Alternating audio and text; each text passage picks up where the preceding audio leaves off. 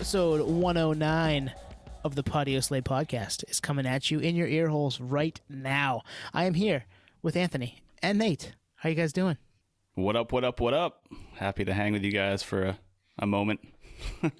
A brief moment. Nate is here for the intro as we are doing this right now after Twan and I just finished our interview. So there's some stuff going on behind the scenes with Podioslave. Everything's fine. We all are still here. We wanted to make sure Nate's voice was on 109. Here we are. And Nate, just you hearing your voice, I'm like, there's a zen. You know, we've always said we keep the seat warm. Well, you know, you actually physically kept the seat warm for this intro, so I'm happy to have you here. Yeah, I appreciate it. Yeah, I like to be part of the piece here. We're a three-piece, but yeah, you know, the band sometimes gets shaken up. I got duties, you know, got to take off sometimes, but it's not because the band's breaking up. It's just you know. It's not even creative differences, nothing like nothing like you read the headlines. It really isn't that. Yeah, you're right. We all want the same thing, nerdery.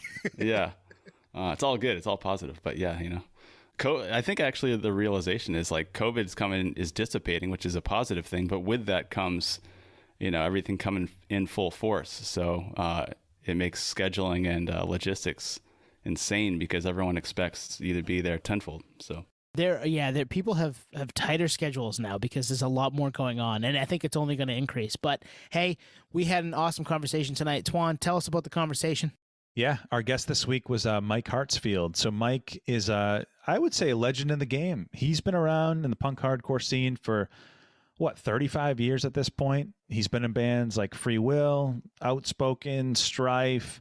The list goes on. He's the founder of New Age Records, and we dug into pretty much all of that, like his come up in music, his start with bands like we said, like Freewill, show stories from the 80s and 90s. Mike had some great ones. The start of New Age, some of the shenanigans that him and his bandmates pulled early right. in the early days, which was awesome.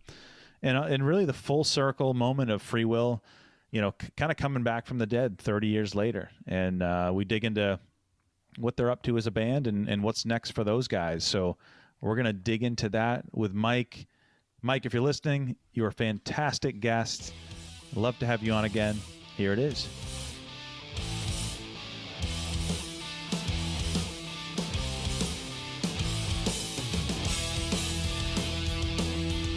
Hey everybody, Tony here.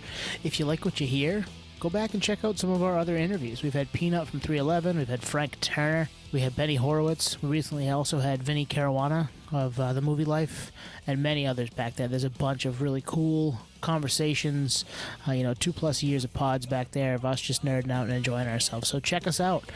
Go to podioslave.com for all things nerdery. Thanks. It's all right. Bored to death with nothing to do.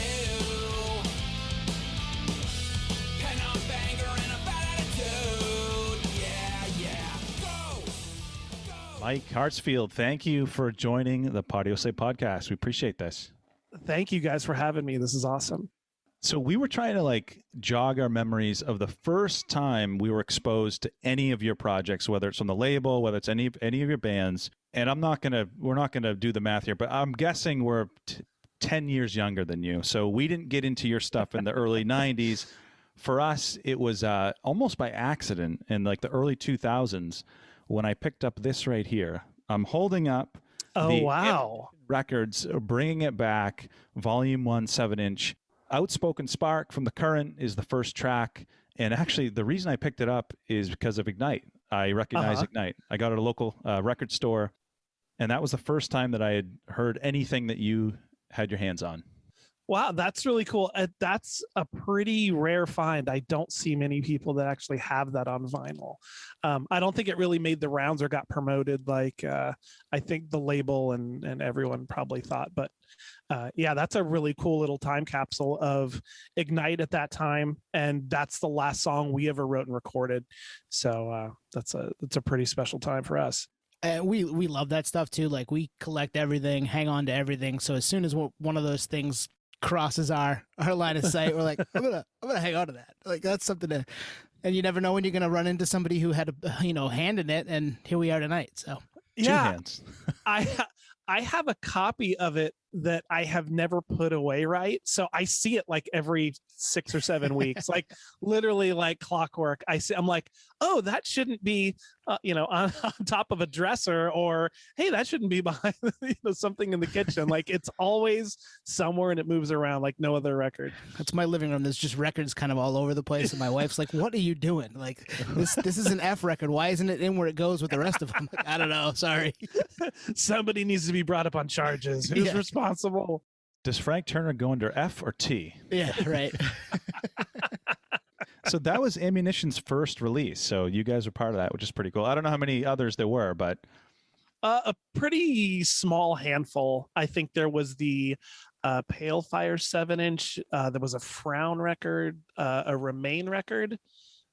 Just a handful of local bands that were really, intricate at the time, even small scale.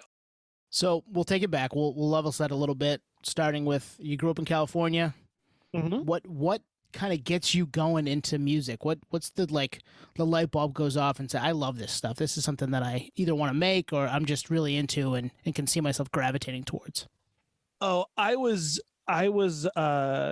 just amazed by bands like Kiss and like just how larger than life it was. And then, from there going into like all those early metal bands like, Iron Maiden and the Scorpions and all that stuff. And then like really just gravitating towards this music and just being really overcome by it. And then starting to go to concerts and stuff was like, I was just sold, even though I had an older brother who had a bass that I had access to. So I would like fumble around on it, but like could not figure out like what I was supposed to be doing. And I remember I was on a family summer vacation. I believe it was like Lake Tahoe or some river area. And we went into the local music store and I bought a DoD overdrive distortion box, like a pedal. Mm-hmm. And I had my guitar with me and this practice amp. And I remember running off the power in the RV we were in. Nice. And hearing like creating feedback and being like, oh, like that's a sound I hear bands do. Like I couldn't make any notes or play a chord or anything. But like when I heard feedback, I was like, oh, whoa, like that, like I'm doing something that resembles in some way what I'm hearing. And then like I remember there was a thing in like one of the metal magazines at that point where you could like order 2 cassette tapes and get this manual, and it was called Metal Method, and it was like how to play guitar. Oh, we'll show you how to play Crazy Train. And it had like these 2 shitty cassettes, and you'd pop the cassettes in, you'd open the manual, and you would like, oh, that's the start of a Rush song or a Scorpion song or whatever it might have been. And like I flubbed around with that for a while and just wasn't really good at putting 2 and 2 together. So like I just learned more from people I met or my brother's friends. I had a friend of my brother's that was like super good on guitar that like really got me started in punk and stuff because I was just a metal dude and he was into other things. Mm-hmm. So for context, we're talking probably mid 80s, right? We're talking, I think the first concert I went to was 1983. Wow. And that was Scorpions and Iron Maiden. Oh, wow. And that was like, it wasn't close to my house. I remember just this journey on going to this enormous place. It was at Long Beach Arena, which is like 12 to 15,000 capacity. And I just remember nosebleed seats and being so far away and just being like, these are the songs I heard, and making that connection between I was just at home listening to these. We were just in the car listening to these songs. And like, we're hearing this band that like, I don't even know if I knew where they were from at the time, just being like, these are like, I'm hearing these songs and just like, you're making that connection and that relationship to like, oh, when I go to school on Monday, I can play these songs for my friends and be like, dude, we went and saw these guys, and just really being overwhelmed with that connection you can feel at that age. But yeah, that was 83.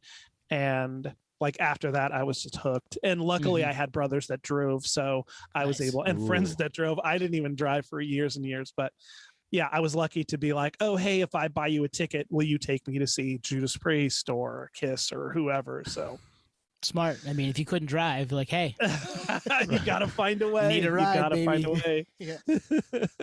I was always bummed because, like, Anthony's got an older sister. I know Nate, our other host, has an older brother, and they kind of have similar stories. Like, hey, check out this record. Hey, like, got him into some stuff. I'm the oldest, so I was the one doing that, and didn't have an older sibling to bring me to concerts at 14. I wish I had that. Yeah, and luckily at school, like everyone I knew got their licenses at 16. I was completely late because I'm like, oh, I don't have a car. What do I need? But like not realizing you could always borrow something and go to even more shows. So right. So what's the pivot to arena rock? We'll call it to the small stage. So the punk scene, because at this point in time, mid 80s, punk's been around for a little bit. Like, how do you transition to the small stage? Well, it started with being at the concerts and seeing the local bands handing out their flyers and just being like, oh, like the Troubadour, where's this? Oh, that's in Hollywood. And like at my age, I'm like, it might as well have been on Mars. Like I just didn't know logistics or wherever any of these places were. But then like learning about the Roxy and the Whiskey and the Country Club and like, oh, all of these bands play this circuit underneath this arena rock thing. And when I started going to the clubs, I was like, that's the ticket. Like being against the stage and general admission and just like that kind of freedom you have in the venue where you're closer to the band. They seem like guys you'd know or you'd run into, or like when they leave the parking lot, they're not in a bus or in a limo. Like these are guys that are just like guys doing their thing. And so like, I think the more I made connections closer to what I think I was at the time, a kid delivering pizzas or whatever, working a job somewhere, I'm like, oh, these guys work jobs too. They're doing what they want to do. There must be some way for me to pursue this on some kind of a level.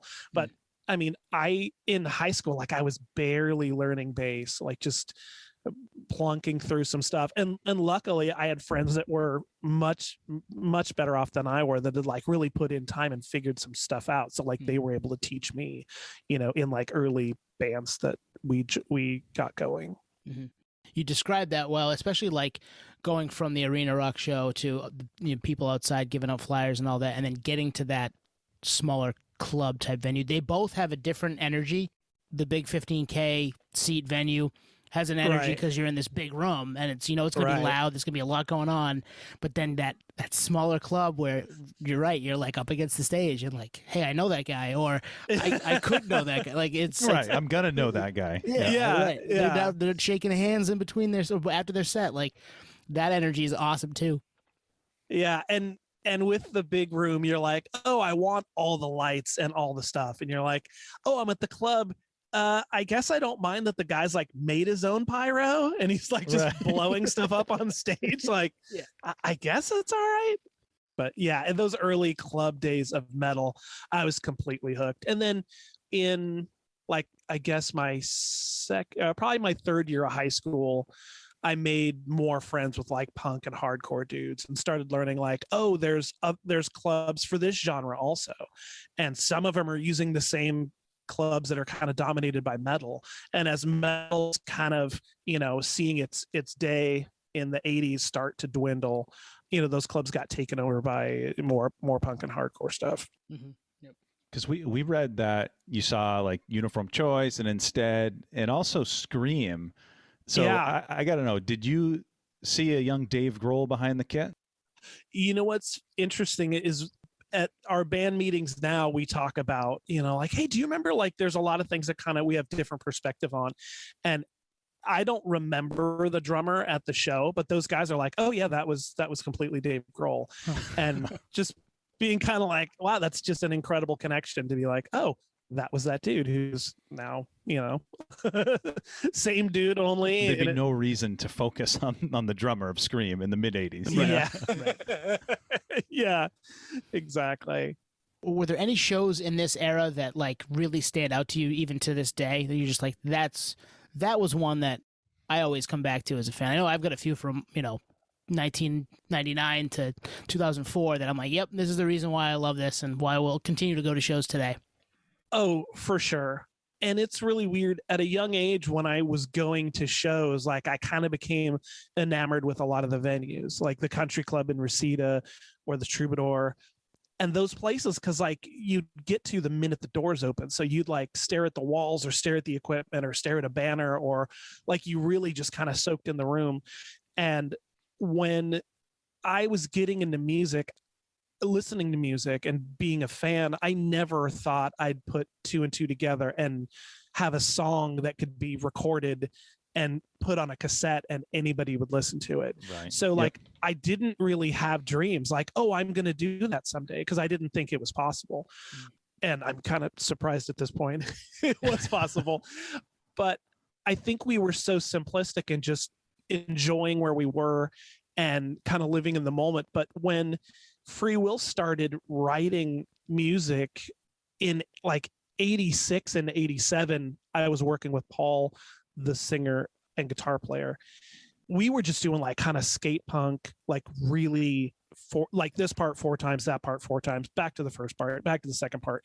And like just seeing like, oh my God, we can play this song like week after week and it makes sense. And, you know, like kind of figuring out like you're making a set list and like this progress is actually happening. And by 1991, I'd played most of my favorite venues that when I was in high school, I was seeing metal bands or hardcore bands at, which blows my mind, like as like a personal achievement. But like to go see Slayer or Armored Saint or something at the Country Club where it's packed to the rafters and people are literally throwing coffee tables off the balcony, and just like to be part of like all of that stuff going on and think, oh, in 2 years I'll be playing this place, Right. like That's crazy. What's the cap at like the Country Club? it's like 1,200. Okay. Oh, that's it's like perfect for them. Yeah, it's a big room, like as opposed to everything that was on Sunset or in Hollywood that was Right. like Yep. 250, 350, 4-ish. Like the Country Club was like, oh, like bigger bands would like, Motley Crue would do like 2 or 3 nights there, like wow. right as they were getting signed. And I think Poison did like 2 nights. And it was like that medium spot where, you could really pack that place out, as opposed to going to a place that was like the Olympic or something, which was like 9,000 or 8,500 or something. So like the Country Club was really, if you were playing the Country Club, you were doing something right at that point in metal and whatever. So you'll have to set the record straight. So Freewill, you guys start in 87.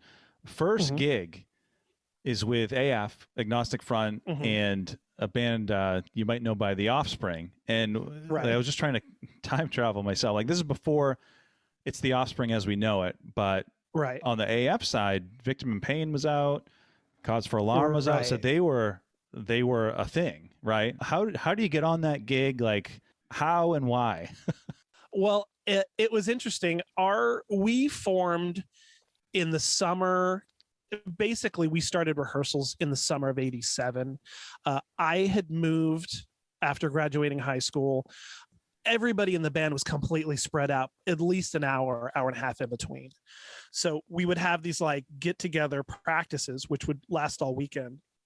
And as we started to put songs together, our singer was promoting shows. Like he had done previous shows before the AF show.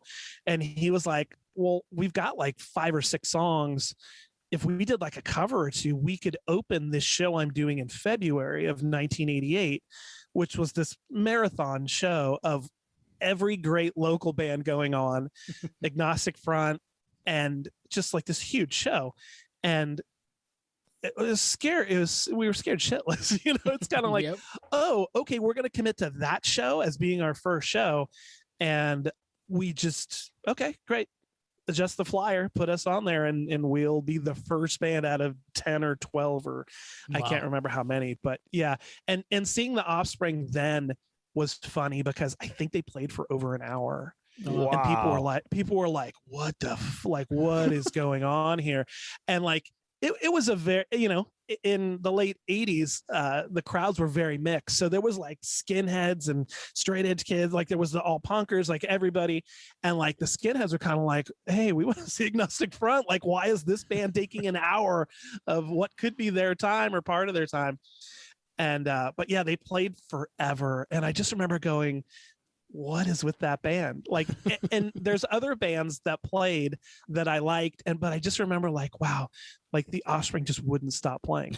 But we were excited about Agnostic Front playing because we were like, wow, they're coming to like our sort of hometown, and like thinking that was like a huge deal. And like I remember being like, wow, I already knew who Craig Satari was. And I was like, oh my gosh, like Craig is here, you know, like, wow, that's such a crazy thing. And like, I remember he was putting new strings on his bass or something in this little room. And my friend like peeked a camera around the corner and like snapped a picture of him. And I sent him that picture like 2 years ago when he laughed. No way. I see it every once in a while. And it's him, a super young Craig sitting in a plastic chair, changing his strings or tuning up or something.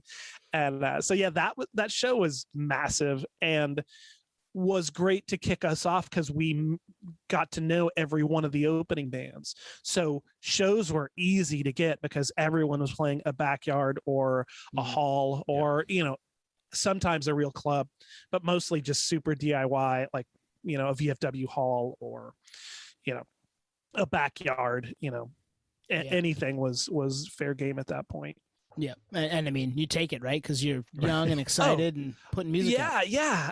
And we actually played a show in this town called Rancho Cucamonga, which is really funny. None of us had ever been there, but we played the show and there was a gang at the end of the street, like either letting cars through or not letting cars through. Wow. And we didn't know. And we played the stage. It was the back of a truck bed in somebody's front lawn set up to have shows.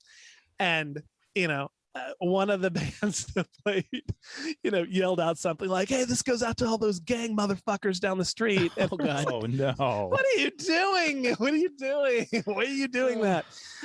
So we just got out of there. But I mean, there's been so many shows in California backyards that are an Outspoken show in particular. I remember, between songs we're like, hey, this song's called whatever. And you could just hear gunshots in the distance. Like, oh, man. Like, oh, what? That was the gunshot, wasn't it? Okay. Like, all right. That place had probably a dozen shows, maybe 2 dozen. Wow. This song's called Spark. I can only imagine because we grew up in Maine. So, 9 months out of the year, it's 8 degrees out and there's nobody playing in a backyard in the back of a truck. It just doesn't happen. Yeah. It's a built-in safety mechanism. Yeah. Like, we won't be in this situation. Yeah, it's just not going to happen. We get about 6 weeks in July and a little bit of August, and then it's over. So I assume you're playing a lot of gigs. And at some point you record, and it's a very unique story, the Freewill story. So do you record the full album and it doesn't come out, or you record part of it, or what happens? 88 was a fantastic year to just where things were so simple and we were just moving along. Even with this distance between our locations, we would practice constantly, and we got those early songs together, recorded a demo, and there was a local it was in Santa Ana. There was a studio that recorded everybody at that time. The first Chain of Strength records were recorded there. Infest recorded there. Visual Discrimination, Hard Stance, all of those bands. And we did this demo and we got a master. We were making our own tapes, like duping them on just the home system. And we were going to get some shirts made. And Pat Dubar's brother, Courtney, ran a screen printing operation out of his garage, like doing all the Wishing Well stuff, all the Uniform Choice stuff. And so it's one of those instances of like, oh, hey, here's the money for our shirts, and oh, here's our demo. And, not thinking anything of it, because when we were in high school, we were enamored with the town of Fountain Valley. like none of us lived near Fountain Valley, but that's where Uniform Choice and Wishing Well Records had a PO box. So Oh, wow. it could have been on another planet, but we thought Wishing Well must be this town where, you know, it's like Candyland or something, like just, oh, it's hardcore everywhere. And like, they're just printing shirts and they're just having, you know, a good old time, you know, nonstop. And so I actually got the call from Pat Dubar, and it was really strange because at the time, everybody in the band, anytime we would call and leave a message, we'd be leaving messages with each other's parents. And it was like, you know, I'd go, oh, hey, is Paul there? Oh, no, he's not. Tell him Ian McKay called, you know, and then like we would get like, oh, tell him it's the drummer from whatever. And that's like, amazing. we would just, yeah, we would just, but that would then backfire when Pat Dubar calls me. You're like, yeah, right. It gets good. So my mom yells upstairs to me, hey, phone. And I'm like, oh, who is it? Oh, it's Pat Dubar. And I was like, oh, finally, these guys are calling me back. Like, when's practice going to be? And he picks, you know, I pick up the phone and I'm like, oh, what's up, dude? And he's like, oh, hey, this is Pat Dubar. I'm like, yeah, sure it is. Duh. Right. And he's like, what? And I'm like, oh yeah, it's fucking Pat Dubar, dude, right? Hey, when's practice? And he's like, hey, dude, this is Pat Dubar from Wishing Well Records. And I was like, of course it is, bro. You know, and I'm just fucking burning on him. And he goes, hey, man, I don't know if you're kidding around or whatever, but like, I can give you my number and you can call me back. And I was like, this doesn't sound like anybody that I know. right. This person has a deep voice. Like, oh yeah, this guy's a man. And I was just like, fuck, what do I do? Like, right. How do I unravel this? And I was like, oh, hey, dude. Oh, sorry. We kind of do this joke. And I thought we were just doing the joke and my buddies, and I'm sorry. And he's like, hey, no problem, dude. Hey, your singer dropped off this demo and it's really good. And I just remember thinking, like, is he talking about our band? Like, is it really, he's talking about our demo, that thing we just recorded? Like, you know, and it was the first time any of us had been in the studio. So we were tickled. We thought we conquered the world. Like, we recorded a cassette. And he was just, you know, oh, this thing is great. We need to talk about this further. And like, do you guys want to play some shows together and stuff? And to have like the demo and the acceptance from your guy within the same year, like, we were just really off to the races. And we were like, yeah, absolutely. What do you want us to do? And he's like, get in the studio when you guys have the songs and hammer out this record. And so like, he put us on shows with Instead and them at Gilman, and like, just the phone was just couldn't stop ringing. And we were just getting, like, if they couldn't do a show, we'd get the call, or, you know, it was just really easy. So during this time, we're just jamming out, writing this record. And we just got in the studio the earliest we could. And I think it was like the end of '88, we put that record together, turned in the tapes, and we're like, you know, just wiping our hands and, you know, just thinking like, wow, this is the next step. This is exactly where we want to be. We ended up on the one label we wanted to be on, and the only one that we, you know, initiated any discussion with. Right. Yeah, that's and wild. so like, literally, like, oh, and Youth at Today's been on the label, and, you know, Uniform Choice and like Blast. And we're just like, oh, these are all of our people. Like, there's not a better opportunity for us. And so we turned in the record, and we're just waiting. And oh, we got test pressings. And I remember the guys actually went to Capitol Records to cut the master, like cut the lacquer for manufacturing. And I couldn't make it because I had to work or do something stupid, which you get one time to go to Capitol Records, you know? Right. and I fucking blew it. So we get the test pressings. We couldn't listen to it enough. Like, it's your band and that recording you just did on vinyl, you know? And like, this, like, just how does this happen? Like, we were so excited. And calls from Wishing Well started to decrease, and we were just like, hey, what's going on? When's the record coming out? And we just heard bits and pieces. And into '89, I was starting to withdraw from the band a little bit, just for musical differences, and started doing other things. And we were just like, hey, what's going on with this record?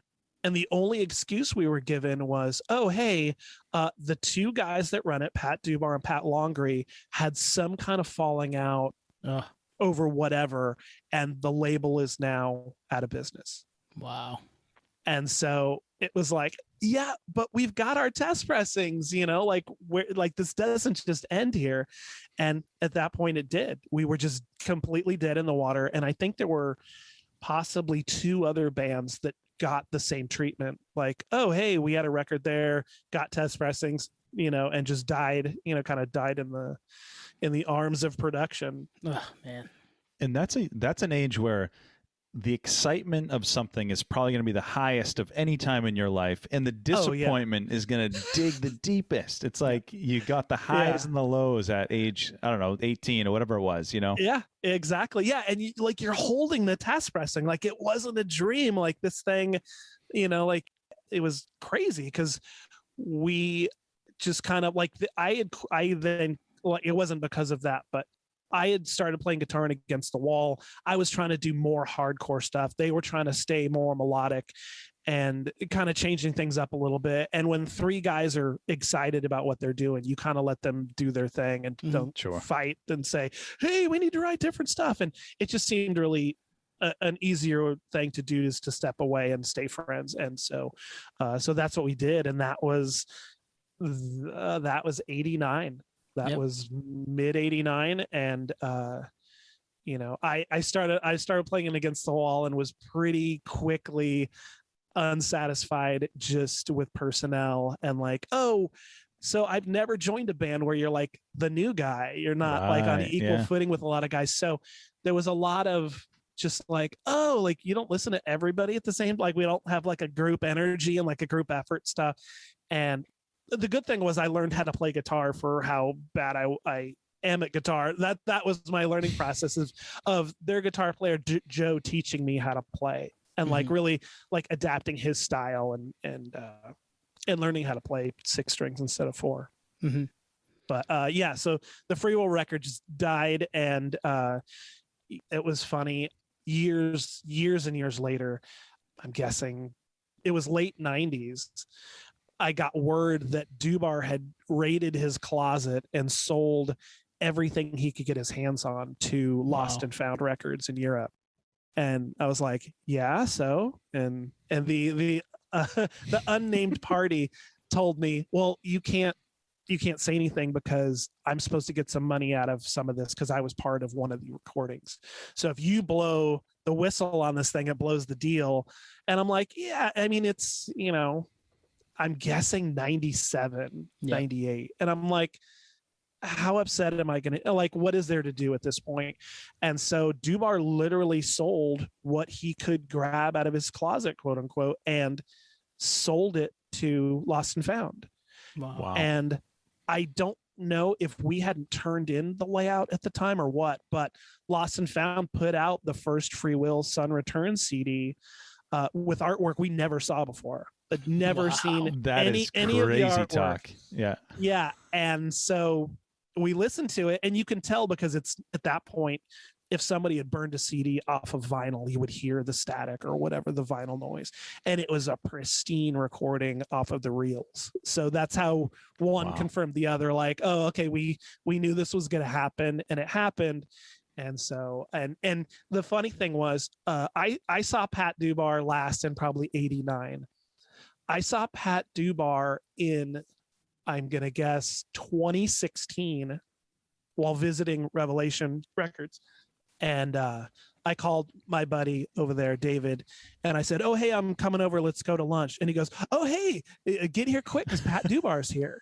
And I was like, Pat Dubar's there? Like, what? Like, talk about a flash, from the past. And I was like, oh, this will be interesting. And I mean, I probably interacted with him besides our first phone call, maybe 2 or 3 times ever. Wow. So I'm like, well, he doesn't remember me. Like, he's not going to remember me. But I have a feeling my friend told him, oh, guess who's coming over? Mike from Freewill. Like, you remember Freewill, right? I'm guessing. And because when I saw him, his eyes got big. He walked all the way across the room and put his hand out to shake my hand. And the first thing he said was, man, it really sucks what Lost and Found did to your record. They bootlegged it, man. That just sucks.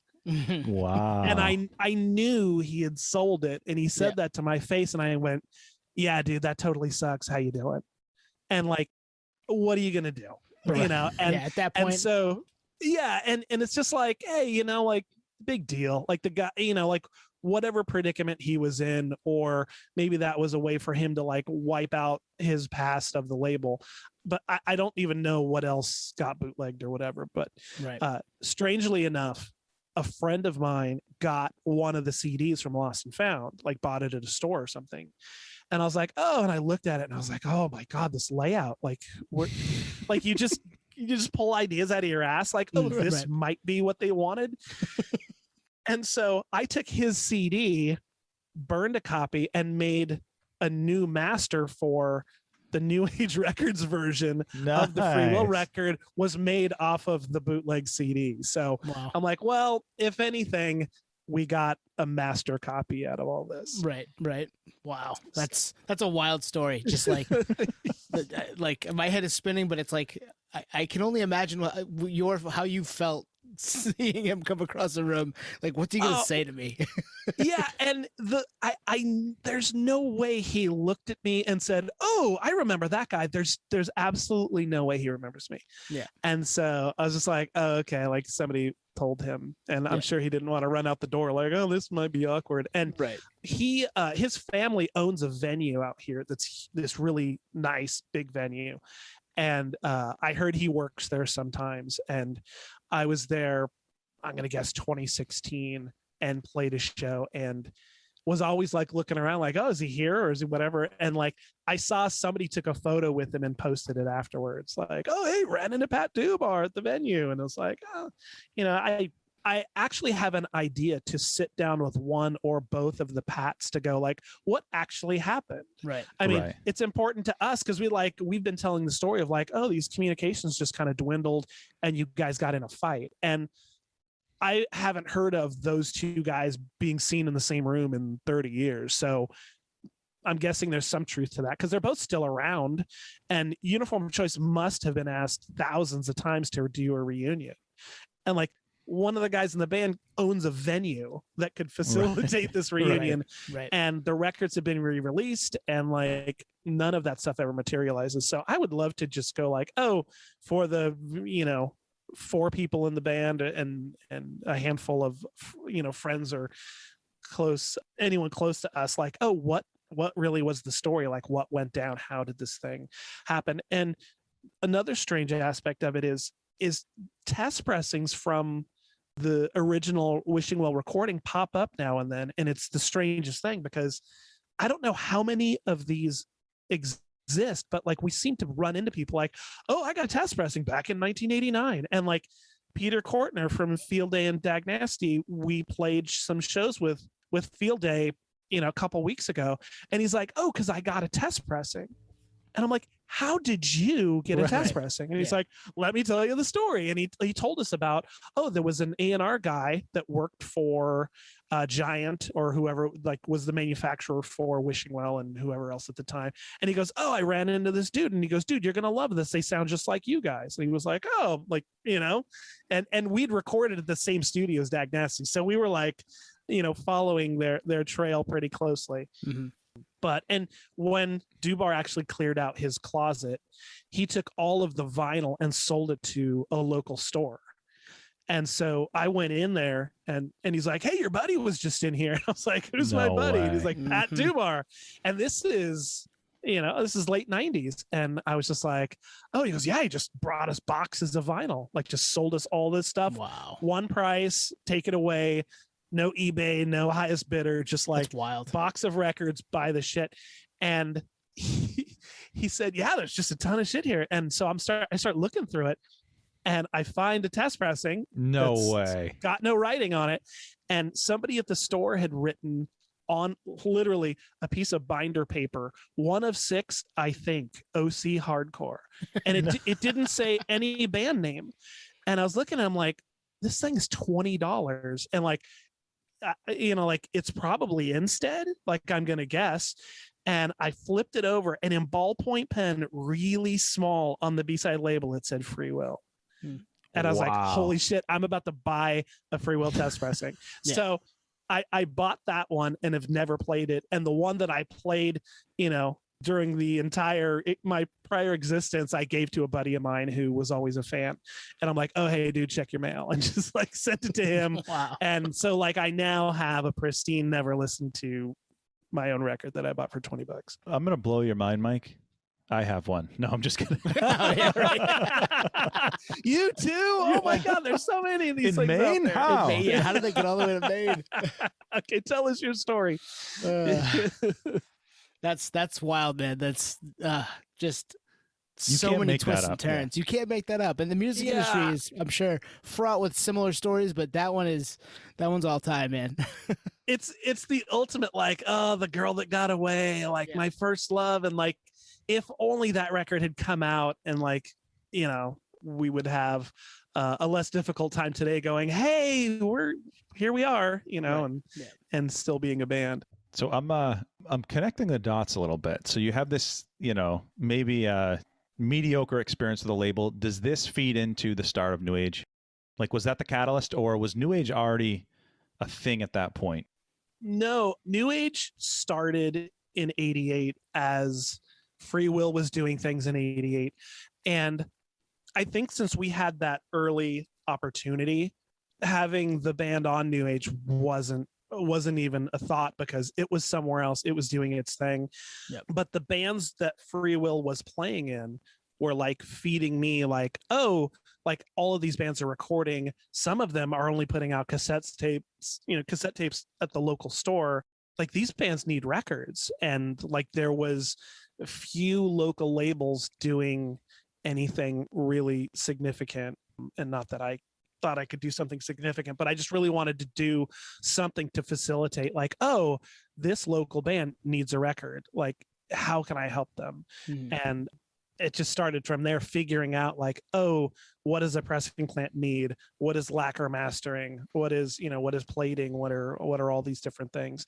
And just diving in at that point and figuring out like, oh, bands to put out, how to get them in the studio, how to take their recordings, and then, go from there.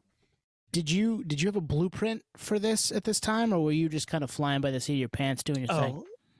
Like as today, flying by the seat of my pants. Love it. Yeah, because I didn't have there was nobody here at that time that I knew that was running a label. I mean, Revelation wasn't out here, or they weren't out here yet, and I didn't know anybody that worked at a label or had released any records or done anything. So it was really like, oh, I'm going to make these things. Like, well, I know one store that can carry it.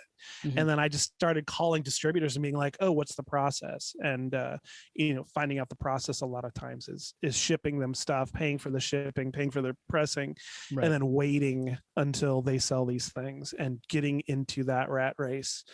But yeah, it was just local record stores taking stuff around, and then like, oh, I actually got to ship some of these things. And like, oh, the band's going to sell some, or the band gets some, or whatever.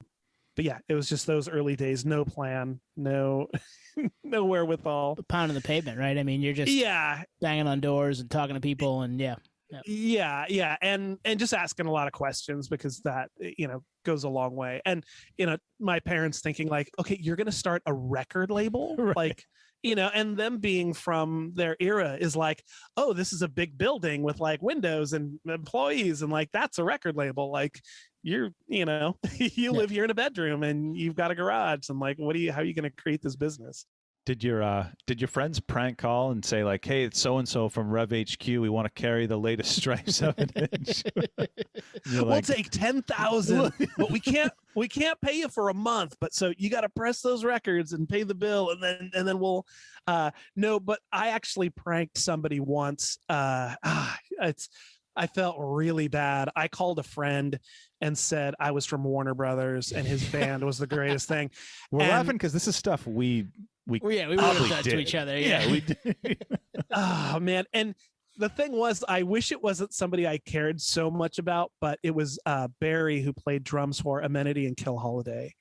And and it's just one of those things, like I'll call Rev tomorrow and ask for somebody with an English accent, just for like, who the fuck is calling with an English accent? Like that, knows so-and-so's extension or whatever, but I called Barry from Kill Holiday and I was like, oh, hey, dude, what's going on? This is so-and-so from Warner Brothers. We saw your band, because I knew where they had played. And I'd say, oh, you guys played at the what's it called? And he was just like, holy shit, holy shit, holy shit. And I'm like, oh, this went further than it needed to. And like, I've got to break this to him. And I feel like a complete piece of shit. And then maybe I am. That's amazing. Man. You're right, Twan, that we would totally do that to each other. If we could have played instruments, we would absolutely have done that to each other. Yeah, before caller ID, it was a different world. Oh my God. Such a different world. So your family's thinking you're nuts. Like, do your non-punk and hardcore friends, assuming you have those, are they like, what's this guy trying to do? Oh, yeah. And I mean, I just went to a local band called Walk Proud, and we had been playing shows with them, so I already knew the guys, and they had recorded at Spot Studios, which was the studio everyone was using, and they'd recorded an LP and had nobody to put it out. And I was like I'm gonna press like a 7-inch is one thing, but like an LP. But at the time I was just finding ads in magazines like Will Pressure Records, like however much money for 500 7-inches or 1,000 7-inches or 500 LPs. And a lot of that mentality, or I guess the wherewithal to figure out that is possible, was with the local metal bands in the 80s. They were showing up with independently pressed records. And Wow. I would just be like, well, that's not at the stores I go to. And, I don't recognize the label, like where'd this come from, and it's just them with boxes of their own vinyl. So I knew that it could happen at some point, but like until they arrived at my house, I really was just like, okay, this is going to get shut off at some point. Like somebody's just going to say, hey kid, we know you're like 18 now, but you're being a bit of a shithead. But Walk Proud had recorded this LP, and they said that the engineer didn't realize that the cord from the bass to the board or whatever had a short in it. So the entire song, like all of the songs, it's just clipping in and out. And I had listened to it. I never noticed it. I'm like, this is just great. Like, it sounds good to me. They were like, no, we need to re-record. So they shelved an LP, went in and recorded those 5 songs and just gave me the tape. And it was like, Wow. Oh, here it is. And then like artwork comes together and like the tape goes off to the plant, and literally boxes of 7-inches just showed up at my parents' house. Wow. And I was like, oh, okay, now I got to do something with this. Like, Yeah, find distribution, right? Yeah, it's like, because when you're waiting for stuff to happen, for me anyway, there's no real nervous period. When there's a show to announce, I'm super excited. You make a flyer, you post it, you do whatever, blah, blah, blah. And it's like, oh my God, we have to, I have anxiety. The older I get, I think the worse it gets. But like now I'm so nervous before shows. And it's kind of like, oh, I have to do that in a week. Like, oh my gosh. Like, and when I was younger, it was just like, do whatever you're doing. Yeah. But yeah, like to like, oh, now I have to like really ship these to a distributor, and I've got to like really take them to, and I lived so far away from everybody. Like for me to get to like Zed Records or the popular record stores was 2 hours straight drive. Oh, wow. And I could have thought, wow, there's a local UPS store, maybe I could ship them. But going to these places and making the face-to-face connections were where I met so many people that were such intricate parts of my life, that like it really does have a benefit to meeting with people and having those discussions that, Well, yeah. And then you do it. If you say you start that today, it's 2022 and you've got the internet at your fingertips, you can find distribution, you can go to a UPS store, you don't make any of those personal face-to-face connections. And I mean, there's some really nice things about that, but you don't get that aspect of it. And for me, that aspect of it is awesome. Like, we're doing this. I get to see you face to face on our Zoom call right now. I'm like, this is awesome. I didn't know you before, and now we're having this awesome conversation about stuff like that. We need this stuff, right? We need this face to face. Oh, absolutely. And I think the sense of community involved in our music is like taken for granted sometimes. Like really, like we need, and I think the pandemic probably proved to a lot of people, not having that sense of togetherness of doing these things and coming together. I'm sure for a lot of people, it's been really difficult. It's strange because the pandemic to me was a lot of sitting home while I work from home. So, I got to tell people like, oh, it's perfect for me. Like, I don't have to go anywhere. And like UPS just brings me t-shirts or vinyl or whatever. But then it's like, now I'm getting to be like, oh, I haven't gone out of the house today. And then I just go do something to where like I see the sunlight and I realize that, like, oh, okay, inside the cave is not, Well, yeah, we're not meant to be cooped up like that all the time. Like we're meant to be in a club sweating at a concert. You know what I mean? Shirts off, everybody's sweating. Yes. So that, I mean, I always like to level set and set the context, especially for people that may not be as familiar with each story. At this point, I mean, we're talking, 35 plus years. And I mean, some of these records, like Unbroken, Life, Love, Regret, like I first heard that album probably early 2000s, probably 2003, 2004. It had been out for 10 years at that point. Is there any part of you that knew back then that it would be this seminal, foundational record that so many bands probably wouldn't exist without it? Like in that era back then, some of these early records, did you think that? Or was it just, oh, that's a cool record, I'll put that out?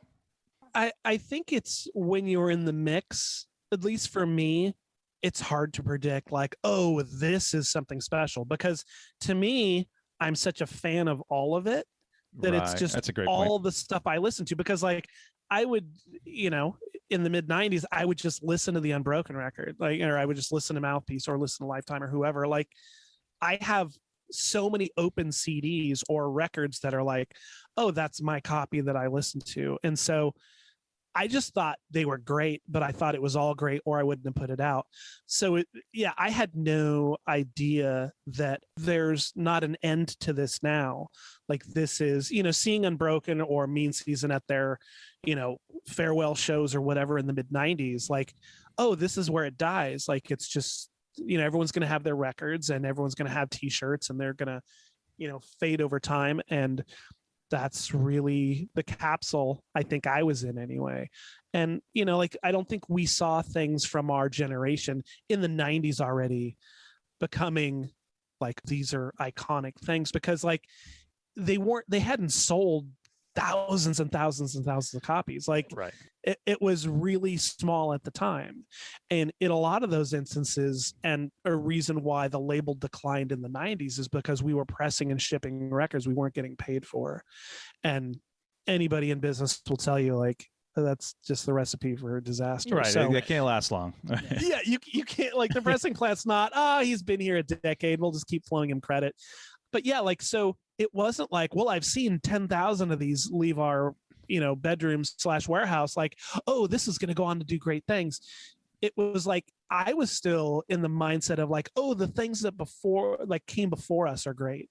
And this is just what we're doing, right? Because like still thinking in the mid 90s, well, maybe Uniform Choice will play one more show, or like, thinking other things that were really important or big.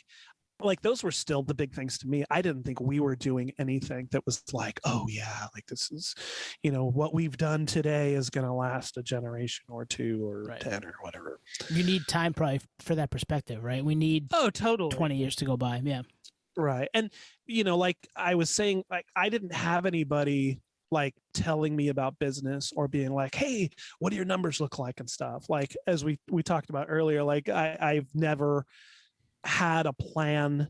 Well, I've learned a lot about planning now, but in those days it was just like moving forward, like, trying to press records to get into distribution. So when the bands hit those towns, people know who they are. It's light years before digital and how people can release a record and everyone's got it the same day. So in that aspect, I think that was probably my biggest downfall of just pressing records, shipping, promoting, and not going like, oh, that bill's due, royalties are due, like, and just being in the mix of like, okay, I focused completely in the wrong part of business. Like, how much greater it would be to have not pressed X amount and to have pressed half as much and been paid for them. You said something that was pretty interesting, which is like, in the moment, you just don't know almost what you have, really. And Right. I know, like I said earlier, we're probably 10 years younger than you. We look back at that mid to early 90s Cali scene, and it's like, my God, that was so amazing. Far Side, like, we love, I'm wearing a Far Side t-shirt. We love Inside Oh, yeah. Out. But like, you look back at some of the YouTube vids that have resurfaced, and it's like, there are only 100 people there. And like, Right. you were one of them, Mike. So it's crazy. You know what I mean? But we just don't think about that. I mean, if those bands reunited today, there'd be, you know, a couple thousand people, especially with Zach, you know? Yeah. And that was something too, is like, even knowing how great Inside Out was then, like, it was still hard to appreciate them as much as I do now. Right. Like, Inside Out was just something different. Like, just such, to me, Inside Out is the best West Coast hardcore band ever. Like, I think musically, above and beyond, lyrically. And I mean, it was literally like this kind of just drop in the bucket. So like, it was such an impactful record that now it's appreciated and stuff. Like, really at that time, and I think the band struggled a lot with keeping members or keeping things moving, as you know, we look back now and go like, but you should have just kept doing it, you know. And they're like, this is a fucking headache, or whatever breaks up a band, whatever their reasoning is. It's like, oh, but for the fans, of course, they'd like things to continue. But yeah, Inside Out was the band for me personally, that, like, to be in the mix when they were in the mix, to be like, oh, just blowing everybody away, just annihilating bands. And for context, because not all our listeners are Inside Out fans. Zach De La Roca, you know, went on to form Rage Against the Machine, was the vocalist of Inside Out. So that must have been just. Was there any inkling that he was special, like he was going to conquer the world, or was it like, no, he's great and. Oh, yeah. It was like, oh, he's great. And he was a good guy. And so, like, you know, he was in our crowd of guys that, like, everybody, you know, besides possible, you know, band competition, was like, oh, Zach is great. And like, Zach played guitar in Inside Out. I'm sorry, in Hard Stance. So everyone loved Hard Stance. And it's like, oh, Hard Stance is going away. And I booked a show in 1989 that was Against the Wall, Chain of Strength, and Hard Stance.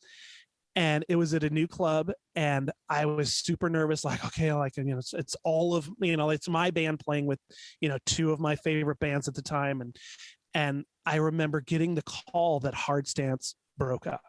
No. And I was, you know, like, you're forming your, you know, your first show you're doing or whatever at a new venue that's going to let you and your dumb friends come in. And I just remember like, oh, well, we've got to get another band. Oh, no worries. Zach has a new band called Inside Out. And I was like, I don't give a fuck about whatever an Inside Out is. I don't give a shit, dude. I want Hard Stance. And I just remember being 18 years old and just going, fuck, I would, you know, got to put on a Hard Stance show. And now what the fuck is this Inside Out thing? And just being there like, oh, that's the Inside Out thing. Okay. Well, like, you know, it's just, you know, and I don't think that every band is trying to put together whatever works, but like, I don't think they knew like, oh, this is the, maybe they did, but like, all of us were just blown away. Like, we didn't know, oh, this is like the bar, you know, is like how, you know, the rule book's been rewritten by like Refused and now Turnstile, and like all these bands that were so impactful. Like, Inside Out was the band that I now started to try to write riffs like, just because they were so incredible, you know.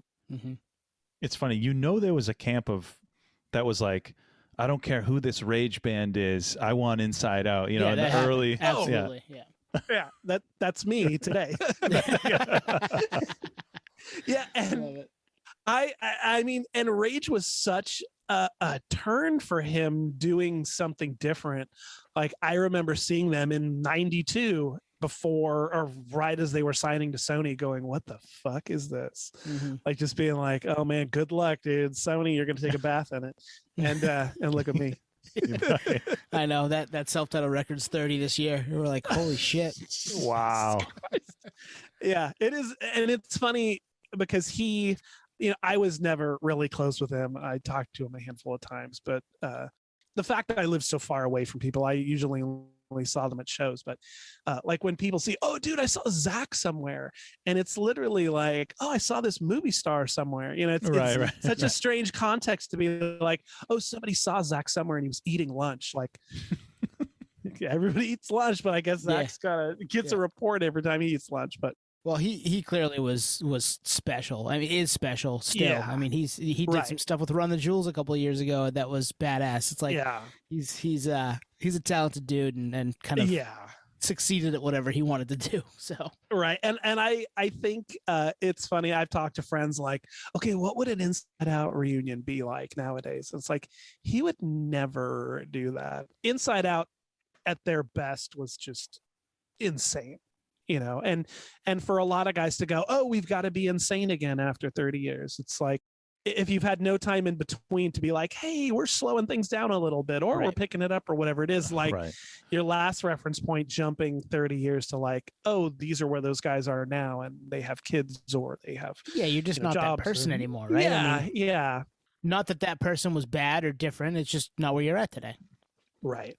And as far as like reunions go, I've had mixed feelings about everything announced for the past however many years, but it's like, if people are having fun and if the members are having fun and if the crowd wants to see it and if everybody's happy, like what can you do? So Mike, you've been in a ton of bands. I mean, if we went band by band, I think this would be like a Joe Rogan 4-hour special.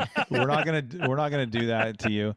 But the narrative is pretty wild. Like, you continue with New Age for all these years. You continue in bands, and then back in mid 2010s, that the Freewill album gets a proper release, right?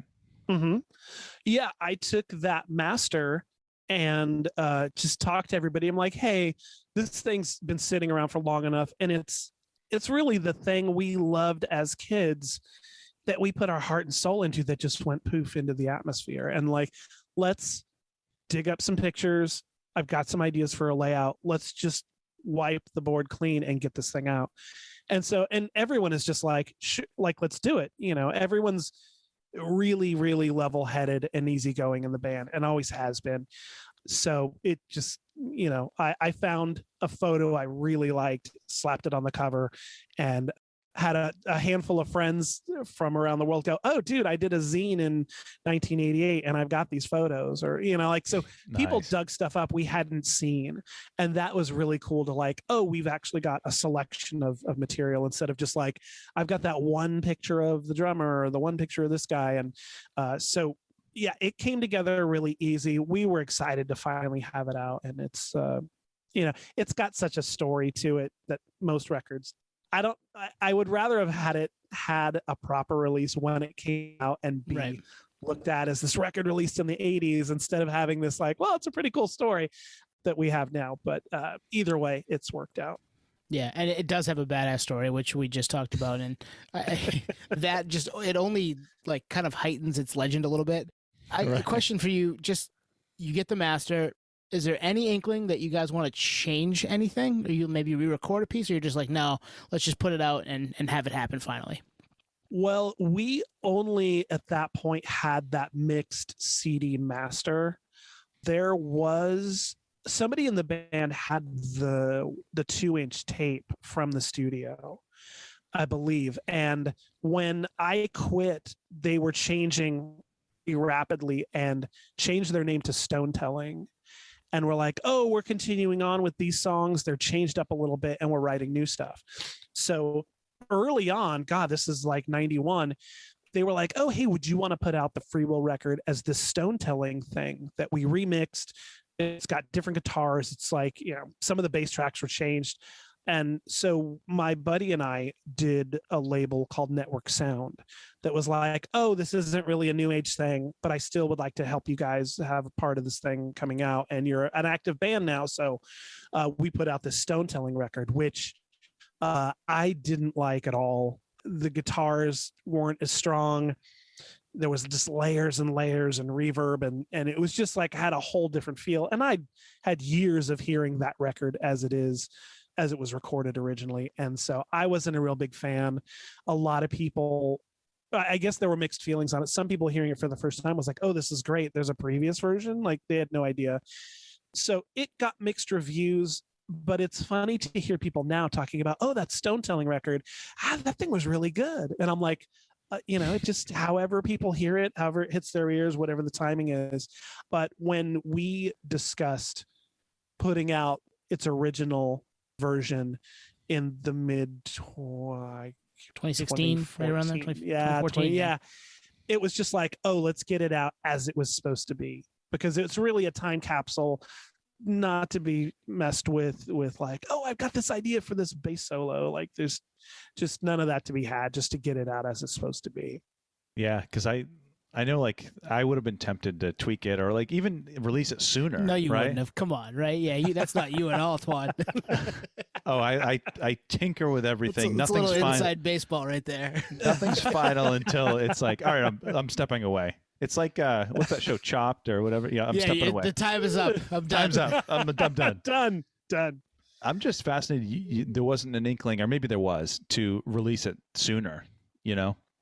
I have always had like this should happen. And, before the technology of how easy it can be to like, oh, you can go to a studio and take that test pressing and just, create a new master from it. Like, I don't think it had really added up to me. And Freewill wasn't in any stage of being a band again. So it was kind of like, well, I got the test pressing. I've got, photo albums. I've got, whatever it was supposed to be. And yeah, like when it kind of came around, like, oh, well, there's a CD of it now. Well, that makes it a hell of a lot easier. And God, I guess I could just do this thing. Like, what's stopping me? And having it all come together so quick was like, oh, of course it should have happened sooner. Right. But it happened, so that was good. And it kind of it led to where you're at now. I mean, you guys put a record out last year, right? So back together. When you guys decided to make more music, were you thinking, let's sound a lot like, the 1988 version of Freewill, or were you like, we're a little older, we've changed, we've got different musical tastes maybe now, or not taste necessarily, but stylings and ideas that maybe we didn't have when we were first formed to today. So now you've got new stuff. So what is that? How does that come about? What are you guys thinking? Well, luckily, everyone had kept playing music for the most part. So nobody was really like, oh my gosh, let me now go buy a drum set, or let me get an amp. I don't have one. Like, everyone has stayed really musically interested and busy. So luckily there wasn't much to do there. But Paul, the guitar player, has written all of the riffs since day one. So like what he writes is that sound, and so when you've gone through that much of a break, at least for me, writing the new material, structuring it, recording it, I remember playing 3 new songs that we had demoed for a buddy of mine, just wondering, like, because like, what do you have to go on at that point? Like, you haven't played shows, you haven't seen anyone that says like, oh, what you're doing is great and we love it. So we had written new material, recorded it, and I remember playing it for my friend, and I said, hey, is this Freewill? Like, does it strike you as this is a Freewill song? And he goes, yeah, listen to the guitars. Like, it's just, of course it is. Like, almost as and how could I ask that question? Which was my biggest fear, is that we would come back, write something that'd be like, that's not the same band. Right. It sounds nothing similar. And so like, why didn't they just change their name or just do something else or do nothing? But the fact that like honest ears were like, oh no, that is Freewill. That's what it sounds like. And when we started playing again and playing those recent shows with Game Face and Field Day, those guys were like, dude, it's like a time capsule yet updated, and so that was like that's good that we sound similar, or at least the next step from when we last were in a studio however many decades ago, that at least it's got the same vibe and the same feel, and you can still honestly call it by the same name. And that's got to be cool. Like, time's passed, everybody has done different things, been in different bands, right? You're still working that muscle, but the Freewill muscle still existed, so that's pretty cool. Yeah, and thankfully Paul is an incredible guitar player, and he just has songs. Like, he showed up to practice on Saturday with a CD he burned off of his laptop, old console mixing station, where he literally burns us a CD and brings it to practice. Like, oh, hey, here's some new riffs, and it'll be like a rough song structure with a vocal melody. And it's like, you probably could just do that with your iPhone, but you went through the trouble. You set up some microphones. You you got the digital recorder out. So it's great. Like it's really good that he still has those songs bumping around in his head. And when we come together on stuff, it's usually we're all pretty satisfied. Nice. Well, I mean, there's also this backdrop that you've had 30 years to like fine tune your craft, with your instrument too. So you're probably better musicians, I would hope. Oh, that's Mike's like, I didn't play for 30 years. I did put my bass in the closet and it's got dust all over it. Well, I spent a majority of that time playing guitar. So at least my hands and brain and fingers were moving. But yeah, everyone else kept doing their same thing. Yep. So like everyone, guitars changed and amps changed and there's been upgrades and stuff. But like the amp we recorded the first Freewill LP with is what he plays at shows still. Like it's cool. One of those really Marshall cool. Silver Jubilees, I think it's called. Yeah, he still has the same amp that he went to Guitar Center, bought, a gray Jubilee series full stack in '89 and showed up to practice with a full stack. He still got all of it and still uses it at shows. So that could be another key to why it sounds the same, because it's literally his same deal. The same rig, baby. It still sounds good. Yeah. So you put the record out last year. You had a show earlier this year, I think, right? You got any other shows coming up? Any other plans for, the warmer weather here? Yeah. And it's really funny and fun and sometimes nerve-wracking to be I don't think we have had longevity. I guess we just have a story that had a big interruption in the middle of it. But to be a band that recorded in the 80s, on analog tape prior to DATs and anything digital, to now everything is Pro Tools and the different steps along the way. It's like booking has become such a different monster to try to tackle, because, when we were a young band and had young friends and everyone was doing stuff before life takes us on this journey of growing up, shows were easy and, just stick us on the flyer, blah, blah, blah, and run off some copies and drop them off at the record store, is to where now, like, so much of everything is just managed by, booking, or the venues are managed by, production companies, and to where like now a lot of doors are closed. And I find myself being like the guy that plays in a melodic hardcore punk band. I've had years of hardcore. And so now I'm like, well, this band doesn't fit exactly in where I've been the last 3 decades. It's now somewhere else. And I mean, are we pop punk? Like what is the label now that applies to us that we can say, okay, great, that's us, just give us shows. So navigating that is much more difficult and is my personal fight out of everybody in the band. Yeah. I'm the guy who has some spare time and knows a guy who might know a guy who dated somebody that was, knows the janitor at that venue that can maybe get us a show. So we're trying not to be too desperate, but it is interesting to be.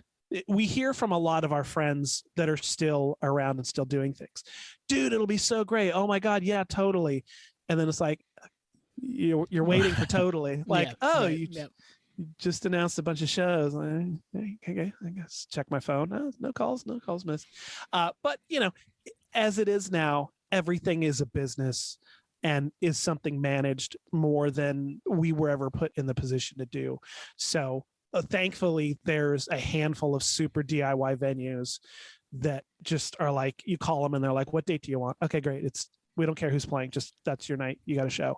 Nice. When there's others, you're like, go on the website, fill out this form, tell us when you want to play, send us 40 links, or it's just the, after COVID pandemic crush of every band trying to be busy again and make up for lost time, and every tour that canceled and was rescheduled and recanceled and rescheduled again, like everyone trying to make sense of what a band does in the summer of 2022. It's hard to be too angry at anyone for not giving us a break, and why isn't somebody listening to us, like when there's so many bands that have done so much more and are dialed in to help a booking agent. Like booking agents survive because they charge a fee and they make money. Well, if they book bands nobody's paying to see, like what service does that do to anybody? Right. Yeah. So booking agents must be slammed with bands, like the bands on their roster just trying to stay busy and recoup, as well as just the bands that formed in the last 2 years that think they need a booking agent and are going to beat up every email address they can find on Instagram just to find one. Yep, absolutely. Yeah. It's also metrics driven and label driven, not record label, but label that are you pop punk, are you totally all these subgenres and genre bending, and it's things that 17-year-old Mike in the late 80s, like it just wasn't a thing, like you just asked a buddy to play and I'll swap a show with you, right, all that, or we'll put your record out. And it's crazy how things have evolved. So like right, even though things have changed like so much, how do you what keeps that fire? Because there's not many people, like take Zach, he's come and gone. What keeps Mike in the game? Oh gosh, that's a good one. We should have had a pre-interview on this question alone. One thing that is just an absolute answer to that is the guys that I play music with.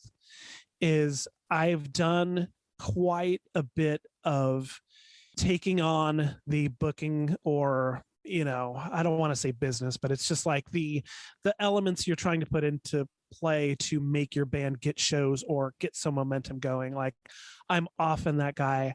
I hate being that guy.